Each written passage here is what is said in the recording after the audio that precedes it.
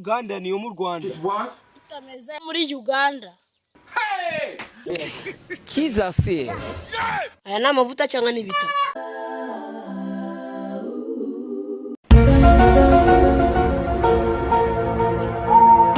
Amavuta yashize urabona ndije kwiyigurira.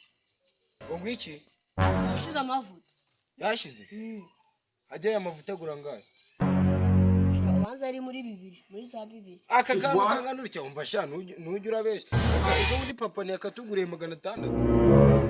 Ngagenda turebe ko kabona. Sibi mwana koko. Mwana uru kubimpinga kakavuga nawe gukura mu rwagasha kakavuta naga. Aya mavuta naga ari 600. Genda nyine wagura tuyabona.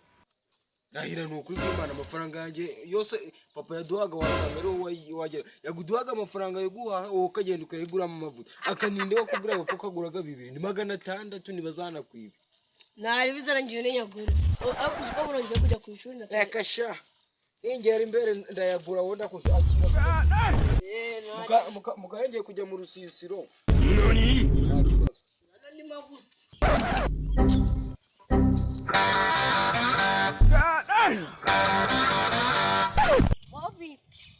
Mache. Ebite. Uru gucuruza dukise. Amavuta ya Moviti. Ngo? Onye ukatuyatwara. Kaze nose ya. Uganda niyo mu Rwanda. Utameze muri Uganda. Muri Uganda ku buryo wanci 2,000. Yambwira oramanga. Chupa tukagura 600 kubera wowe uri n'umuzungu zayi sha mane ngabanyiriza n'ukuri nta misoro mwishura akira mane Run.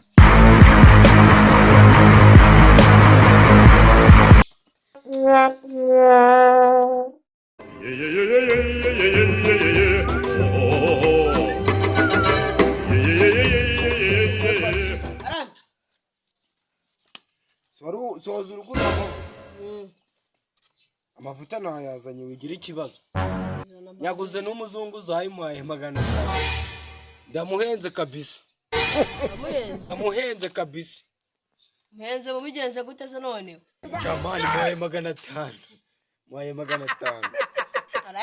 akira mwana akira nyine kamane kurura baze nisibeho nuzongere kurira ibintu by'amavuta Jesus.